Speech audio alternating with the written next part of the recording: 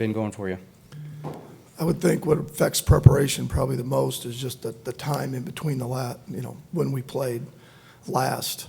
I don't know how many days that's been, but you're never really used to having almost a full month off from the last time you played, guys finishing up finals, getting them going again, then you have a break for Christmas, which is well-deserved by our players, and then getting them going again. But we're excited to get back after it. We've had a really good 3 weeks of preparation and a great start to this week. All right. Thanks. For the players, you guys have had an opportunity to do a lot of things while you've been in town for Bowl Week, go to a lot of events, activities. What's the highlight of the week for each of you so far? Stetson, start with you. I think the highlight so far is when we were playing, was it Family Feud? And I think we won that one. So it was short-lived. I think Ohio State won the next game. I can't remember, but it was pretty exciting when we got that victory. All right. Sedrick? I think for me, the most exciting thing probably was talking to Andrew Young last night. He had a lot of things to say about the civil rights movement and different things like that. And as a guy who enjoys history, it was really good to kind of be around that.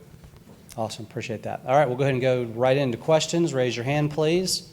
We'll get you a microphone. Please make sure you give us your name and affiliation. All right. Right here in the front row on the right.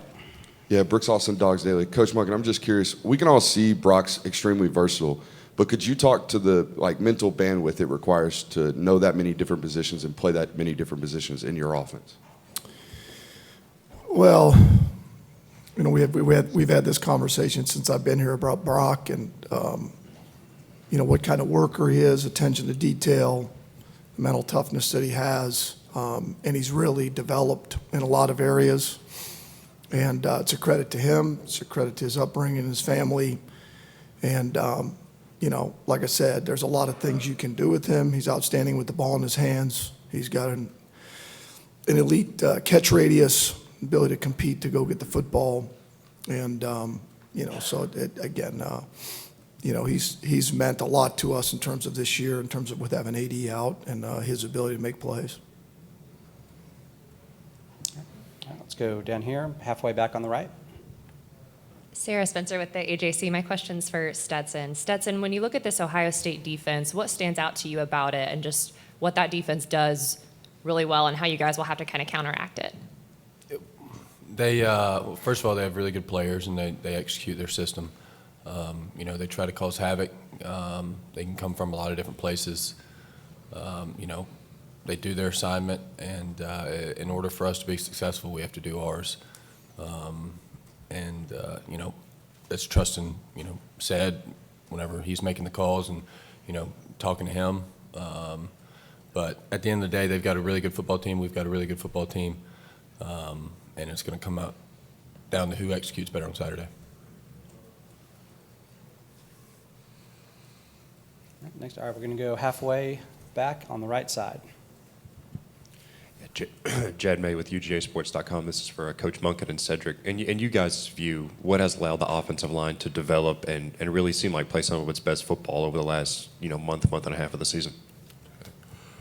I think really what has helped our development throughout the season has been Coach Searles. He's really done a great job of preparing more than 5 guys. He's done a tremendous job of getting guys like Amarius, Jared Wilson. I know I'm forgetting some guys, but honestly, all of those guys, he's done a tremendous job of making sure that we can put a lot of guys in and still have a very similar production. So I want to give all the credit to Coach Searles in preparing us.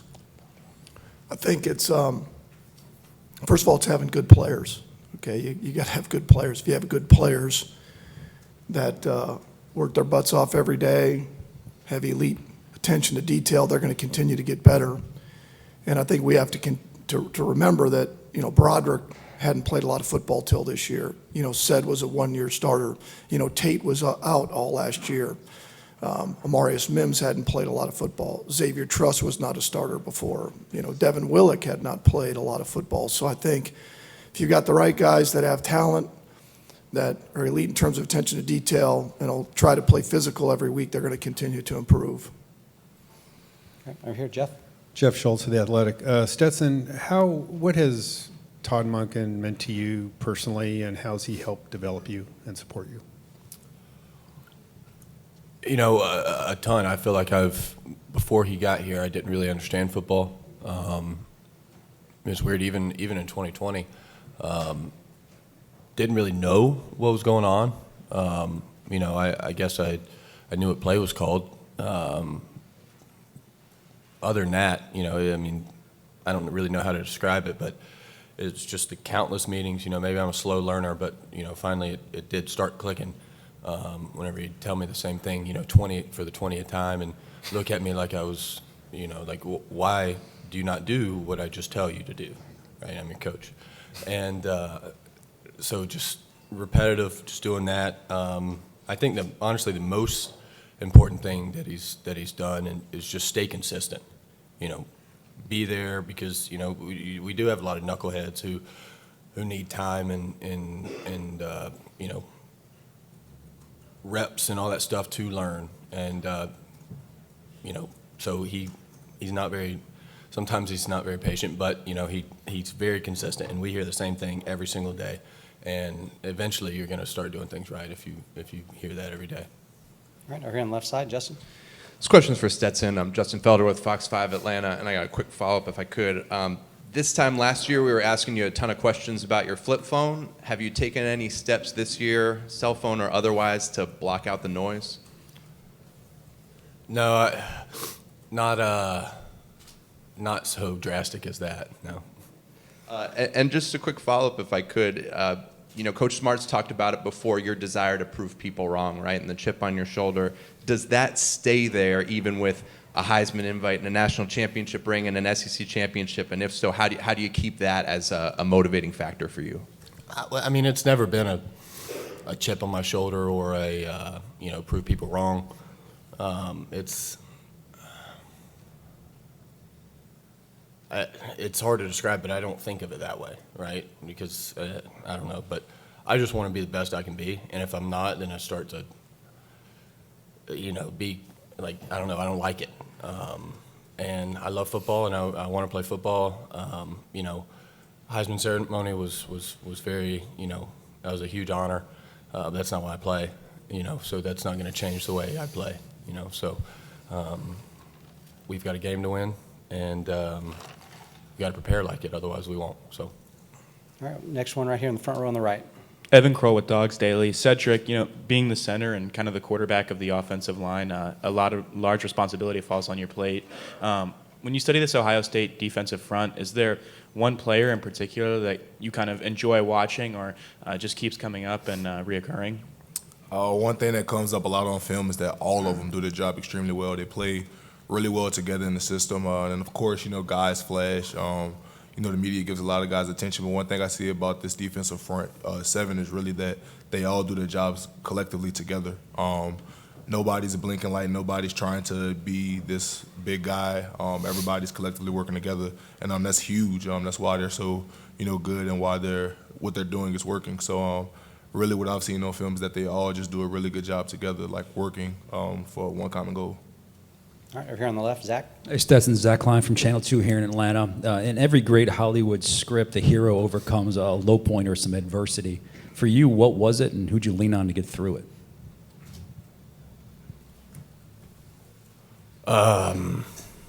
Just in my life?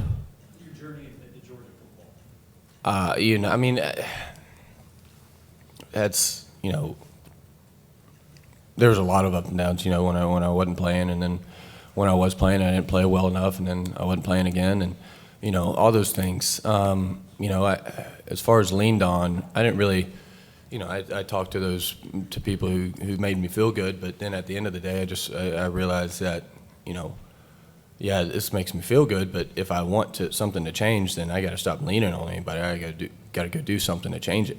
And so, I think that's what happened at the end of the day. All right, over here, Doug. Doug Robertson, the Atlanta Journal-Constitution. The Ohio State players who were in here before y'all were asked what advantages they think they might have against the offense. And they said, we have advantages across the board. And I wanted to see if y'all wanted to respond to that. Well, they should have confidence. They have a good football team.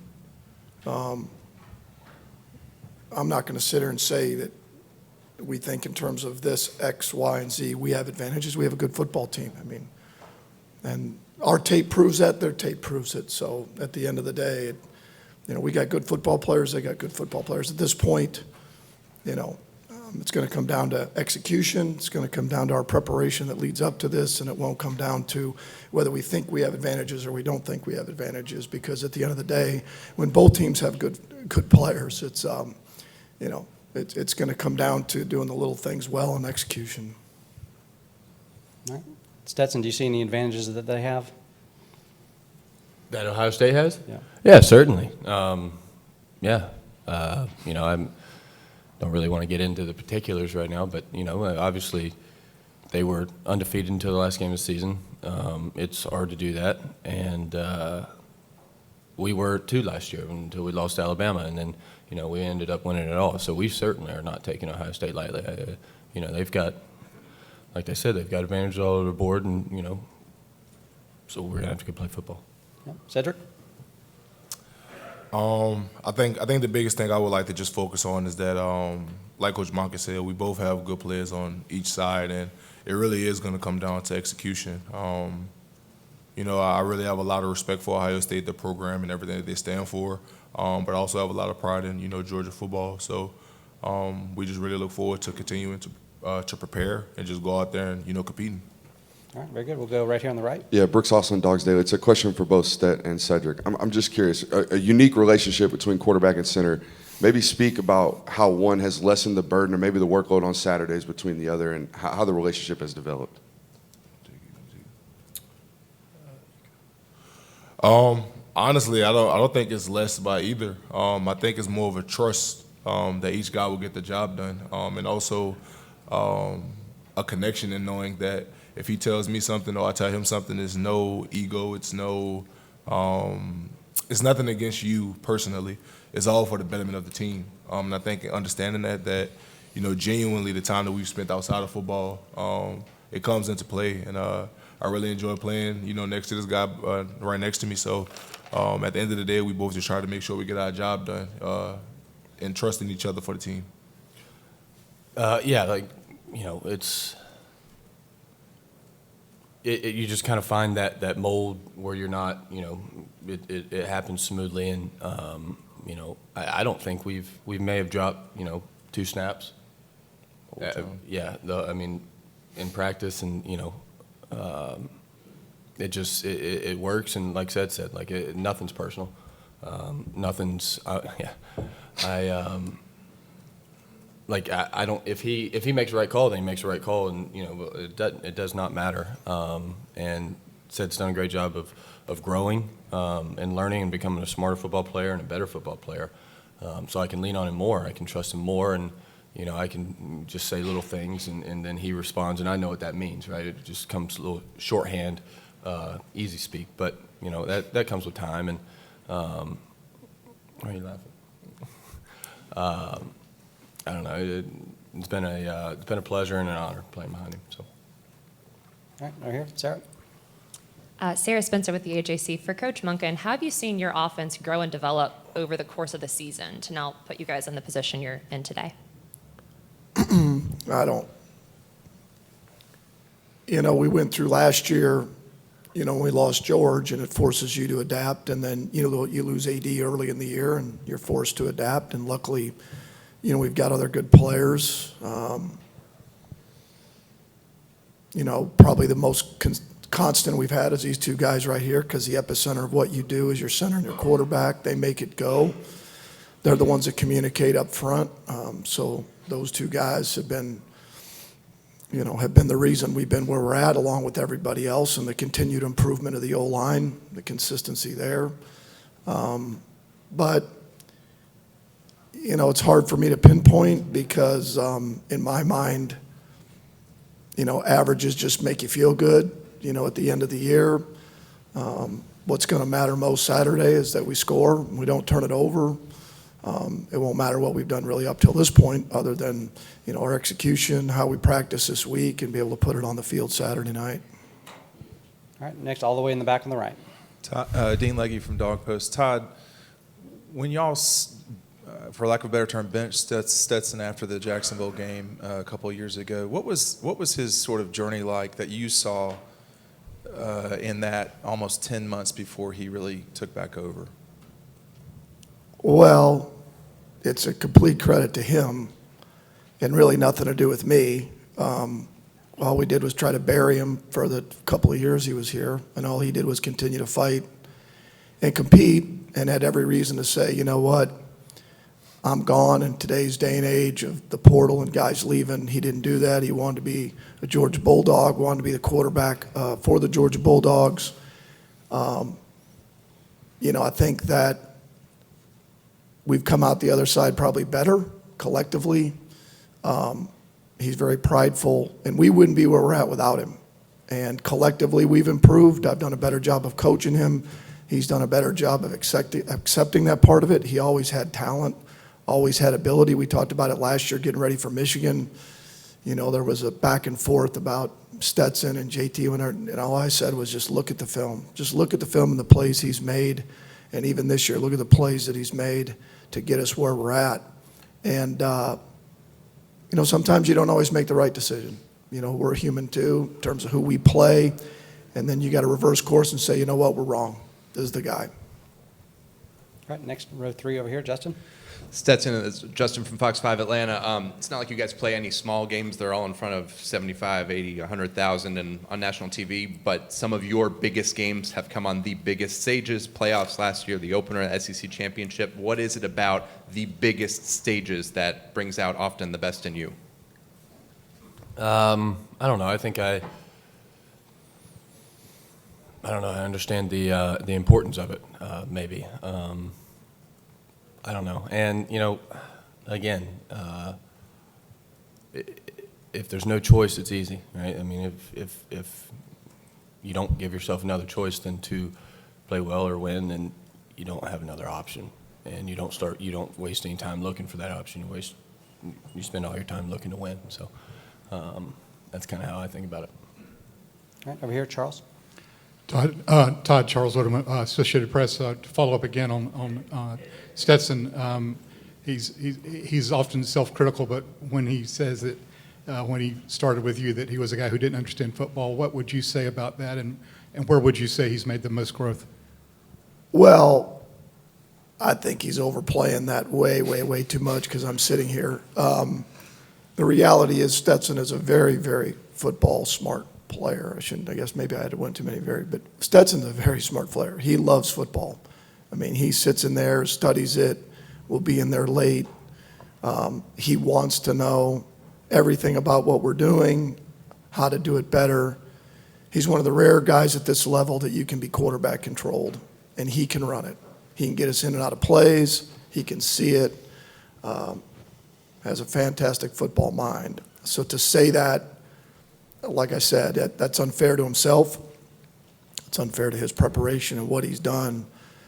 I do think there's a point in a player's progression where maybe, and this is a guess, we've never talked about that. Okay, Stetson comes in, he leaves, comes back. What vision does he have of himself? Sure, he'd love to be the starter at Georgia, but deep down, is he really thinking, like, okay, I'm going to be the starter at Georgia? I think once you get a chance to play in meaningful games and you realize, like, I always believed I could play, because we played Arkansas my first year here, and thank God he came in the game and rescued our ass because he played his rear end off. And right there, maybe to him and us, we're like, man, this guy's a really good football player, and so I think that there's a little too much he's putting on that about me, and the fact that maybe it's a combination of two things of like, okay, man, I can do this, and how do I maximize my measurable skill set? How do I get better that I've worked on gets better? And then for us, how do we try to find ways to maximize what he does well to give us the best chance to win? All right, right here, Zach. Hey, Todd, Zach from Channel 2 here in Atlanta. How is Michigan able to create so many explosive plays? And now is this where the chess match comes, where you think then Ohio State's defense will react this way, so we have to do this, et cetera?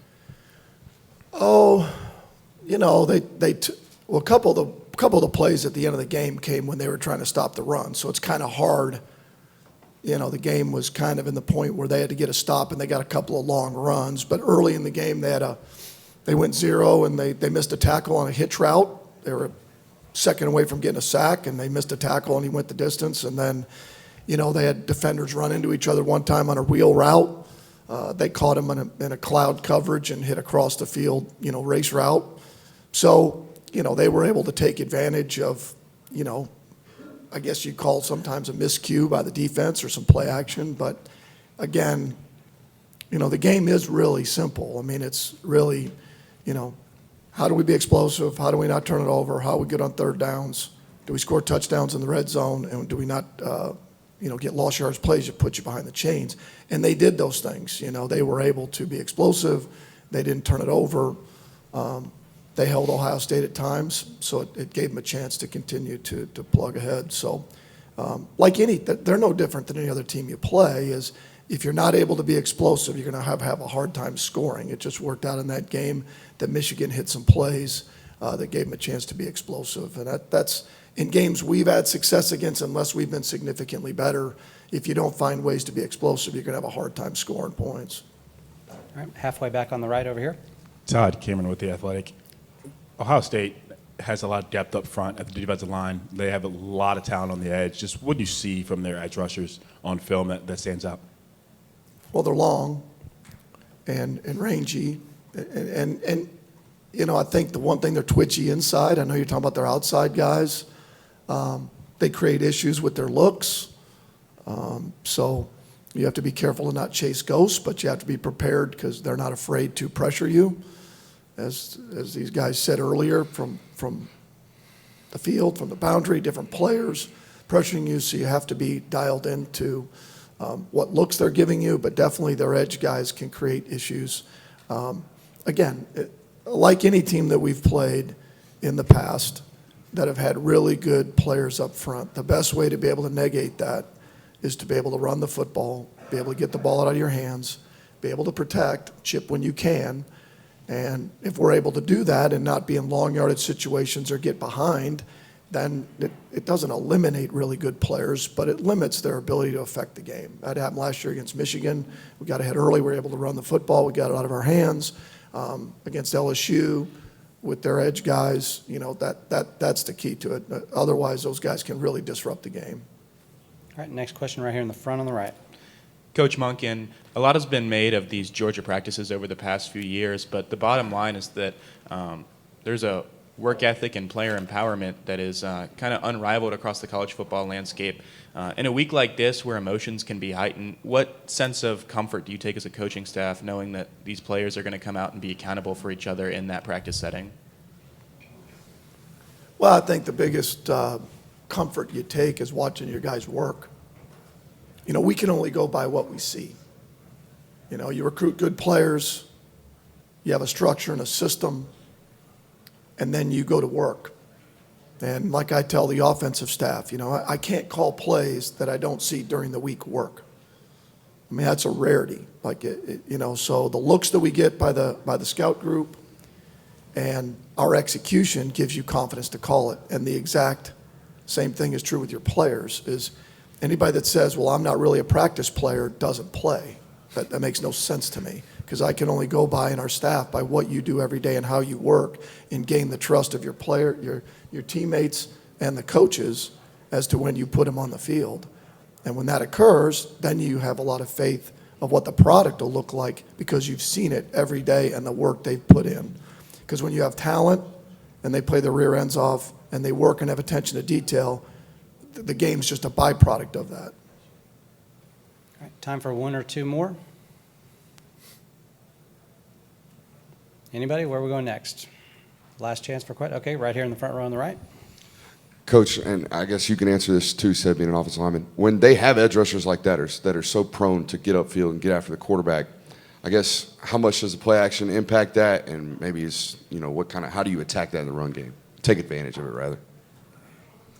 All right, go ahead, Sedrick. So when you kind of look at it, they really do have some amazing edge rushers. Those guys really get after it, super athletic, different things like that.